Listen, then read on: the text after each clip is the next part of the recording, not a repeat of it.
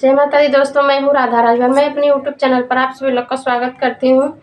आज मैं एक सोहर गीत सुनाने जा रही हूँ। कैसा लगेगा कमेंट बॉक्स में ज़रूर बताइएगा।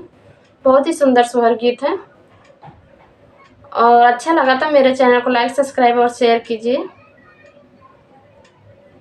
अभी सुनाने जा रही हूँ सोहर गीत।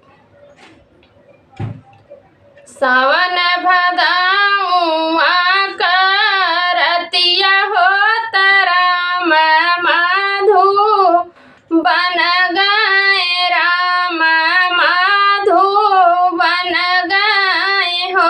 मोरी सखिया सीता कचुअले मारैया हो नियैया रतिया रोमैनी अय्या रतिया रोमई हो। मोरी सखिया सीता कचुअले मारैया हो नियैया रतिया रोमई हो। अपने महलिया से लक्ष्मण देवर होत मैया से रज कर मैया से रज कर हो। मोरी मैया के कर पड़ल जियरा गाढ़निया रतिया रोमई हो। मोरी मैया के कर पड़ल जियरा गाढ़निया रतिया रोमई हो। रोमथिया टाइन पटाइन हो तब कुइया पानी हारिन होता कुइया पानी हारिन हो। मोरे बेटा रोवथी मालिनी कभी टियव होत जाथी अपने ससुर हो। मोरे बेटा रोवथी मालिन कभी टियव होत जात बाटी ससुर हो। नहीं रोमया टाइन पटाइन हन त नाही पानी हारिन हो। मोरी मैया नाही रोमई मालिन कभी टियव होत। मोरी मैया रोवत बाटी भौजी हमार होत जय कर राम बन गए, जय कर राम बन गए हो।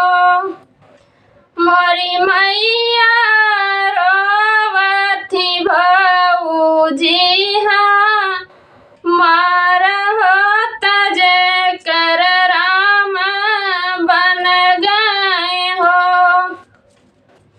सोने के खड़ाउआ लक्ष्मण देवर होत सीता के माँ हल गए, सीता के माँ हल गए हो। मोरी भौजी कवन परल जियरा गाढ़ हो नियैया रतिया रोयु हो नियैया रतिया रोयु हो। के न मोर ठाठ ठाठ हो त मंदिर अच्छा वही हो त मंदिर अच्छा वही हो। मोर देवरू के करे महल चढ़ी बैठब होत हम। मोर देवरू के करे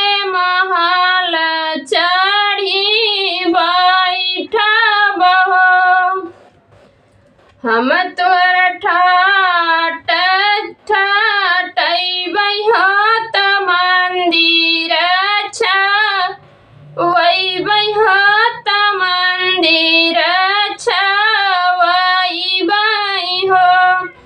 मोरी भौजी हमारे महल चढ़ी बैठा हो त हमर कहवायु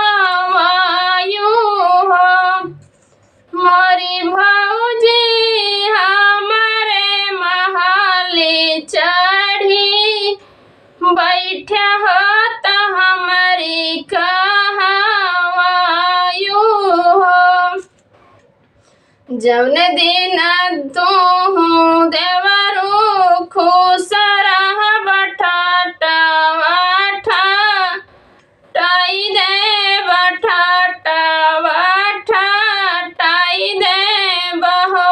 मोर देवरू जौन दिन जबरी सियाई हो त घर से निकाली दे बघर से निकाली दे बहो।